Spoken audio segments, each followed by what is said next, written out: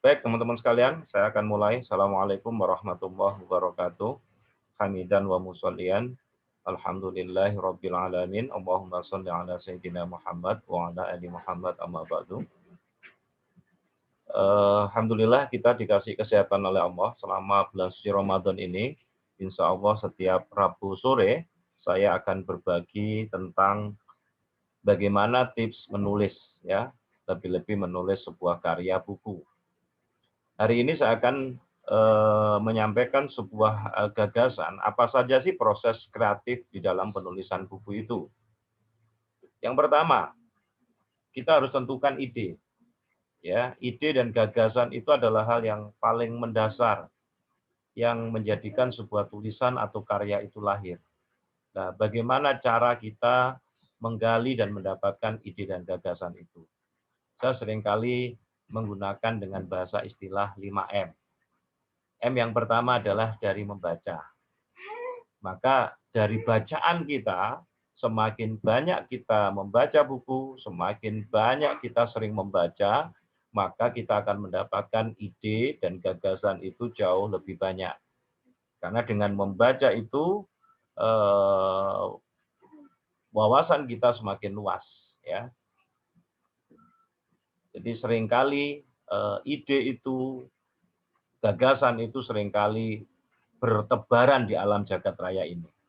Maka agar bisa ide dan gagasan itu bisa ketangkap dengan baik, maka dengan cara dituliskanlah. Jadi kemampuan kita merekam dengan kamera alami kita dan kemampuan kita membacanya, menangkapnya, serta kemampuan otak kita untuk memprosesnya, itulah yang akan menentukan seberapa besar tebaran ide atau gagasan yang mampu kita manfaatkan.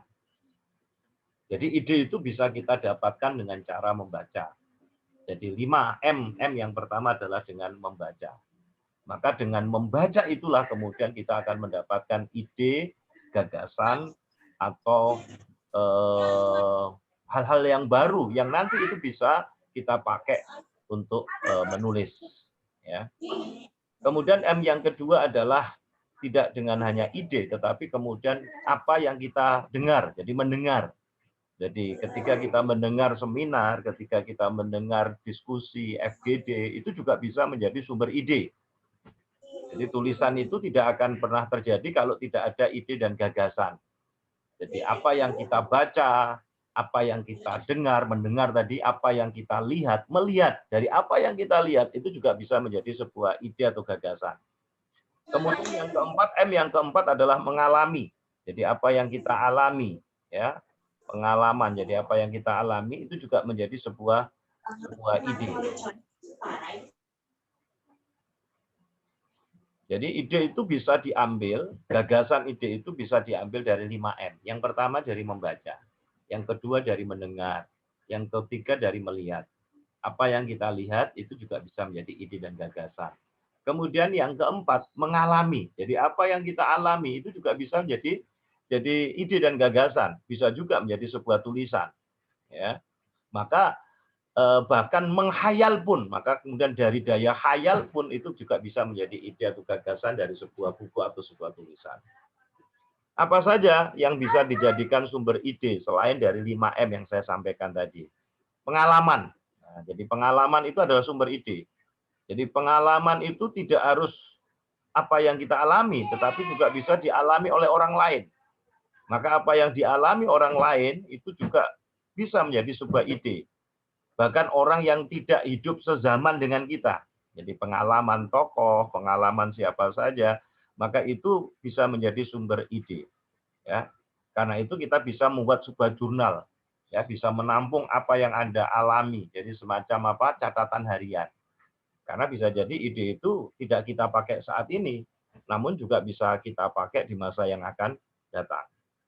Yang kedua, ide itu juga bisa kita dapatkan dari kita terilhami oleh gagasan orang lain. Ya, bisa jadi dari gagasan orang lain atau belajar dari pengalaman karya orang lain. Ya, saya tidak meminta Anda untuk menjiplak, tetapi Anda bisa dapat menulis berbagai macam variasi dari berbagai tema yang sudah pernah dikemukakan oleh orang lain. Jadi Anda bisa menggunakan amati, tiru, modifikasi.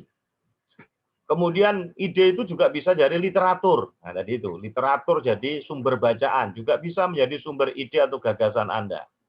Bahkan mimpi pun bisa juga menjadi ide cerita yang menarik. Ya, imajinasi, perenungan, itu juga bisa menjadi hal-hal yang menarik pula untuk mendapatkan sebuah ide atau gagasan. Kemudian penelitian atau riset. Jadi kalau metodenya benar, maka nanti Anda akan mendapatkan data primer yang sangat bermanfaat untuk menulis sebuah karya tulis. Kemudian berikutnya adalah ajaran agama. Ajaran agama ini adalah sumber yang abadi, ya, tidak ada habisnya. Kemudian biografi, ya, biografi seseorang, biografi Anda, biografi orang tua Anda, itu juga bisa menjadi sumber ide yang baik. Jadi proses kreatif di dalam menulis sebuah buku itu, yang pertama kita harus menentukan ide. Jadi tentukan ide itu. Karena ide, gagasan itu adalah hal yang paling mendasar untuk menjadikan sebuah tulisan atau karya itu lahir itu karena ide. Setelah kemudian kita menentukan ide, kita akan tentukan jenis buku, ya, jenis buku Anda. Anda ingin menulis buku model apa, ya? Jadi kalau kita perhatikan ada 3 genre di dalam penulisan sebuah buku. Jadi ada 3 genre. Genre yang pertama adalah fiksi. Ya, kalau fiksi itu adalah tulisan yang berbasis imajinasi. Jadi tulisan ini adalah, jadi ada 3 genre penulisan itu. Ada yang disebut dengan fiksi, yang kedua adalah ada non-fiksi, dan yang ketiga adalah faksi. Fiksi itu apa? Tulisan yang berbasis pada imajinasi. Jadi umumnya misalnya karya sastra seperti cerpen, novel, puisi, drama, itu adalah tulisan yang berbasis imajinasi. Kemudian yang kedua adalah non-fiksi. Apa non-fiksi itu? Tulisan yang berbasis pada data serta fakta. Jadi ada data, ada fakta. Ada yang bersifat populer, ada yang serius, ada yang ilmiah. Nah, contohnya adalah misalnya tentang artikel, tentang essay, tentang feature, tentang berita, tentang resensi, dan sebagainya. Itu adalah tulisan yang berbasis data dan fakta. Itu yang disebut dengan non-fiksi. Ada yang ketiga faksi, yaitu tulisan yang merupakan gabungan antara fiksi dan non-fiksi. Jadi tulisan ini disusun berdasarkan data dan fakta, namun kemudian disajikan penulisannya mirip dengan kisah. Jadi seperti layaknya cerpen atau novel. Maka genrenya disebut dengan faksi. Jadi misalnya yang termasuk faksi itu adalah biografi dan autobiografi. Nah, Anda silakan mau berkonsentrasi di genre yang mana. Monggo, Anda mau menulis gaya fiksi, atau Anda mau menulis non-fiksi atau faksi, tentu sesuai dengan kekhasan Anda. Jadi tinggal pelajari saja hakikat setiap jenisnya. Teman-teman sekalian, ada 10 topik keren kalau Anda ingin menulis menjadi sebuah buku di Indonesia, bahkan di dunia. Jadi ada topik keren yang menurut saya masih jadi hit di dalam dunia kepenulisan.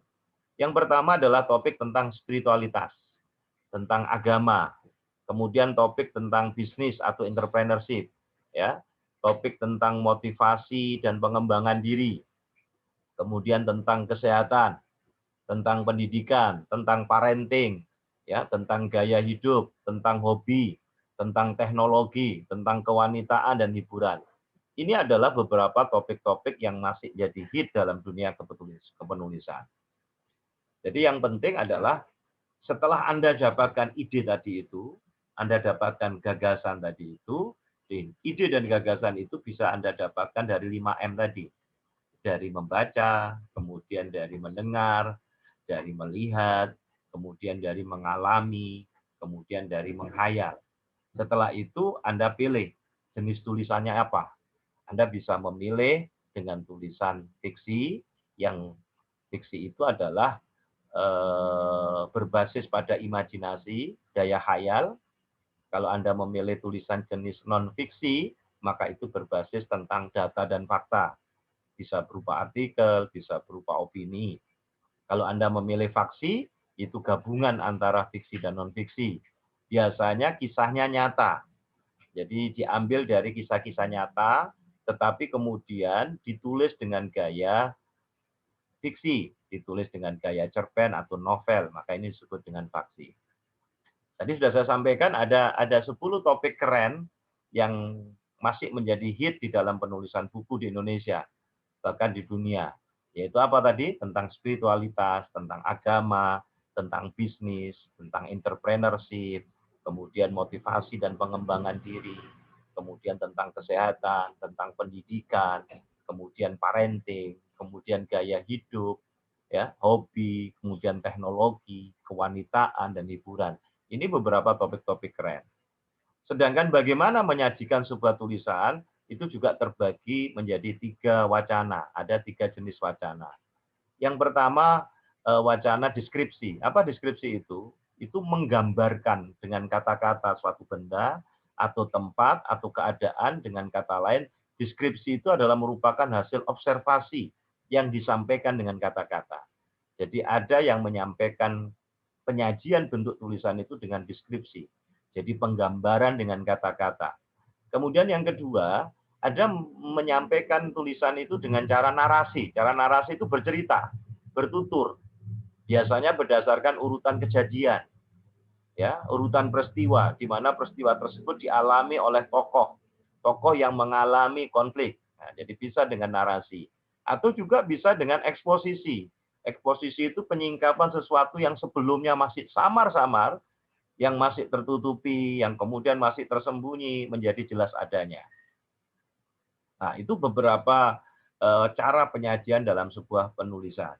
Sekarang kemudian saya masuk, tentukan motivasi. Jadi kalau Anda sudah mendapatkan ide dan gagasan, kemudian Anda memilih tentang jenis penulisannya apa tadi, ya, kemudian Anda tahu topik-topik keren apa yang masih bisa menjadi hit di dalam dunia kepenulisan buku, kemudian Anda tinggal menyajikan sebuah tulisan dalam bentuk apa tadi? Deskripsi, narasi, atau eksposisi.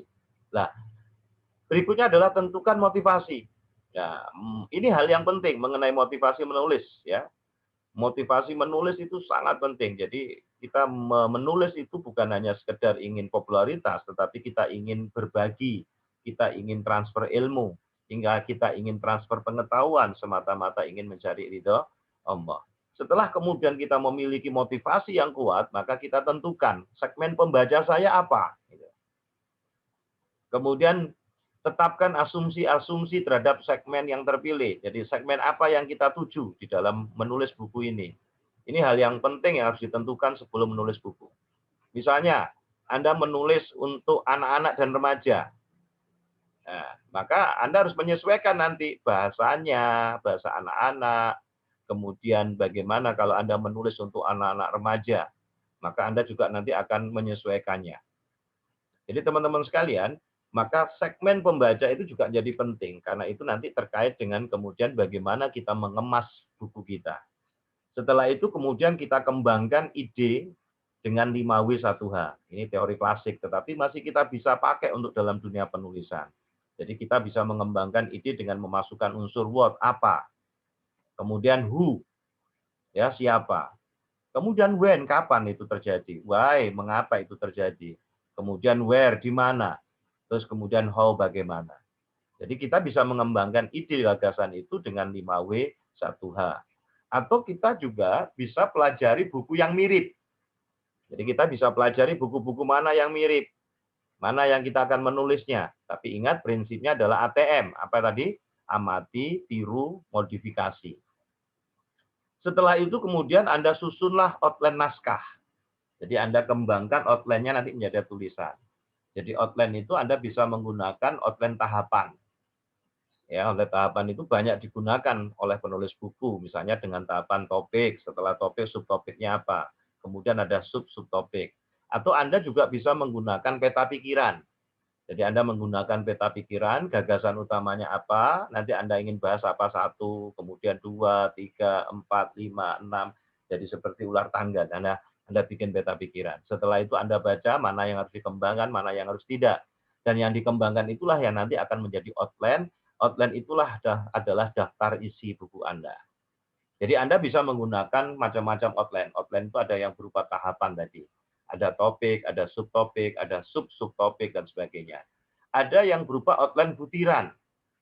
Jadi outline butiran ini kerap kali digunakan oleh penulis yang bermaksud mengumpulkan tulisannya dalam bentuk artikel, dalam bentuk feature. Jadi buku semacam ini bisa disebut dengan kumpulan tulisan. Jadi dia mengumpulkan tulisan-tulisan yang pernah dimuat dalam media massa, yang kemudian temanya yang serumpun, maka dia kumpulkan jadi satu, jadilah buku. Jadi ada juga yang mengumpulkan tulisan-tulisan lepas dia. Jadi ini outline yang berupa butiran-butiran, jadi berupa tema-tema butiran. Ada juga outline yang berupa aliran. Jadi aliran ini paling jarang dilakukan oleh seorang penulis. Menulis buku menurut saya sangat sulit menulis dengan tulisan yang panjang tanpa bertahap, tanpa berbutir. Jadi dia mengalir saja. Jadi ada penulis yang semacam ini. Misalnya Dr. Ed Al-Qarqoni itu pernah menulis dalam bentuk aliran. Jadi dia menulis hanya satu bab, terus mengalir terus. Atau Anda juga bisa menulis dengan gaya outline tanya jawab. Jadi ada pertanyaan, Anda jawab. Ada tanya, Anda jawab. Nah, ada banyak buku yang model kayak gini. Ada konsep tanya jawab. Jadi naskah semacam ini biasanya ditulis oleh para pakar, oleh para ahli di bidang tertentu, yang dia menulis dengan gaya pada pertanyaan, kemudian dia jawab, ada pertanyaan, dia jawab, maka dia mengumpulkan, maka jadilah penulis. Terakhir, modal seorang penulis adalah kepekaan, ya, kepekaan dan sikap kritis yang berhadapan dengan teks-teks kehidupan, baik yang tertulis maupun yang tidak tertulis. Maka dari sini dia akan bisa mengembangkan ide, inspirasi, kemudian lantas mengelolanya. Sekali lagi, seorang penulis itu harus rajin membaca, karena dengan membaca maka dia akan banyak apa yang ia gali, apa yang wawasannya akan semakin luas. Maka dengan menulis, ide-ide kita bisa dikenal oleh khalayak luas, dan dengan menulis kita bisa mandiri, bahkan dengan menulis, maka akal budi, hati nurani, dan jiwa kita bisa menari-nari secara bebas. Baik, inilah teman-teman sekalian yang bisa saya sampaikan sebagai pengantar di dalam kelas menulis di pertemuan yang pertama di bulan suci Ramadan ini. Jadi, kita bisa menulis. Bagaimana proses kreatif menulis itu diawali dengan ide. Dan ide atau gagasan itu bisa digali dari 5M tadi. M yang pertama adalah membaca, kemudian mendengar apa yang kita baca, apa yang kita dengar. Kemudian M yang ketiga adalah melihat, jadi apa yang kita lihat bisa kita tuliskan. Kemudian mengalami apa yang kita alami, itu juga bisa jadi tulisan, bisa juga jadi buku. Dan yang kelima adalah menghayal. Baik, silakan. Ada yang tanyakan? Mas Abdillah, mungkin ada yang ditanyakan. Silakan, monggo. Jadi siapapun bisa menulis, ya. Artinya tidak mengenal usia. Ada yang tanyakan, Danis, Abdillah? Nah, jadi Abdillah sekarang bisa menulis juga apa yang Abdillah alami selama bulan suci Ramadan. Nah, pengalaman spiritual selama bulan Ramadan. Ditulis saja dengan bahasanya Abdillah. Ya, nanti dikirim ke saya. Ya, nanti dikirim ke WA. Nanti saya akan muat nanti di dalam media nasional online. Jadi tulisan-tulisan Anda nanti sebagai sarana latihan saya akan muat di dalam kanal di media nasional online. Saya punya banggaindonesia.com. Jadi Anda bisa menulis apa saja. Nanti akan saya edit, saya upload. Monggo silakan kalau ada yang ditanyakan. Itu beberapa hal bagaimana proses kreatif di dalam dunia kepenulisan. Silakan. Abdillah atau Mas Tengku kalau ada yang ditanyakan. Jadi ilmu itu dibuka dengan banyak bertanya. Nah, kalau tidak ada pertanyaan, saya juga bingung apakah kemudian paham apa enggak yang saya jelaskan. Jadi teman-teman sekalian, menulis itu hal yang biasa. Kalau kemudian kita biasakan, karena sebenarnya apapun yang bisa kita lihat, kita dengar, kita rasakan, itu bisa menjadi sebuah tulisan, bahkan bisa menjadi sebuah buku. Baik, monggo silakan kalau ada yang ditanyakan. Baik Mas Abdillah atau Mas Tengku. Ini ya saya rekam sehingga kemudian nanti bisa saya upload di YouTube sehingga bisa dinikmati oleh teman-teman yang lainnya yang hari ini mungkin tidak bisa mengikuti kelas menulis karena sinyal dan sebagainya.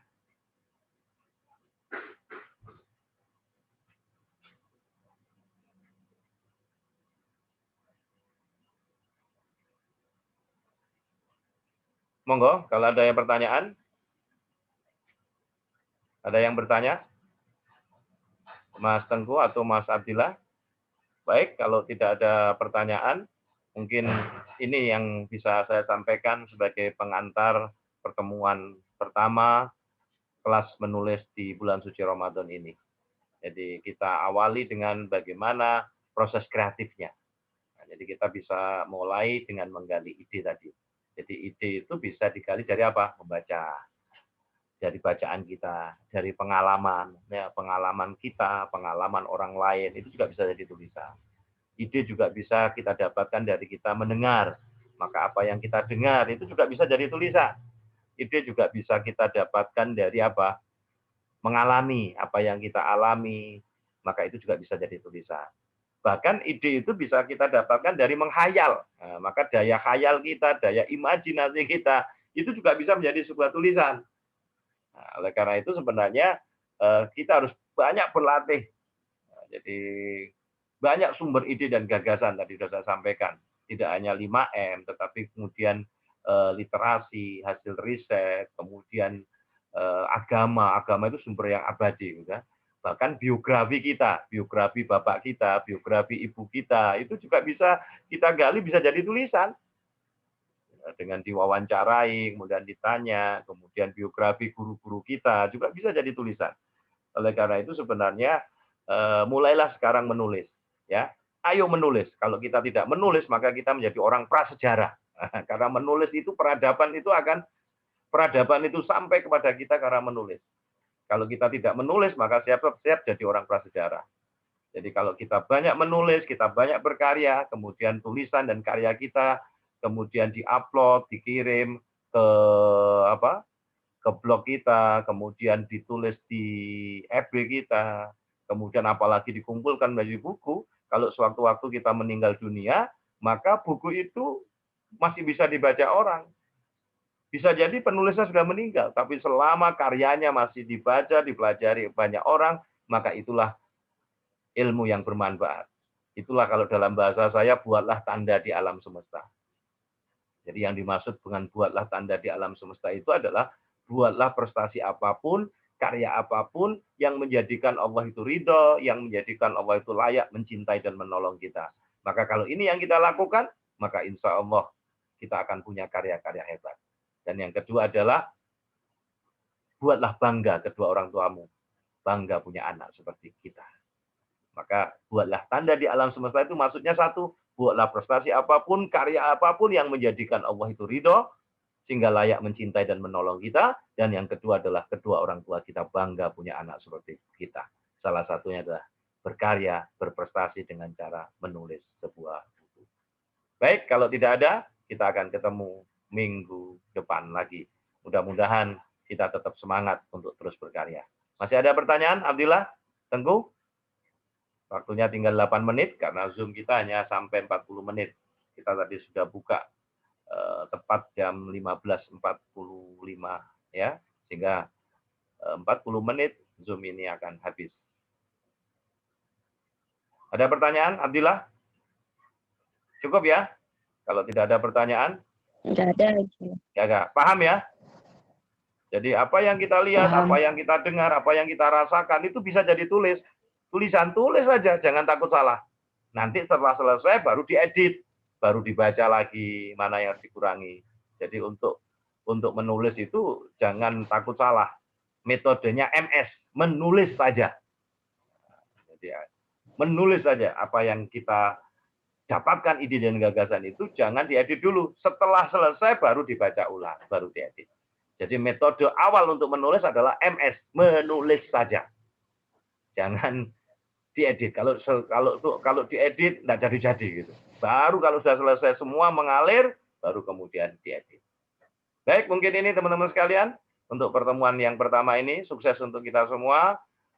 Selamat menjalankan ibadah Ramadan. Wassalamualaikum warahmatullahi wabarakatuh.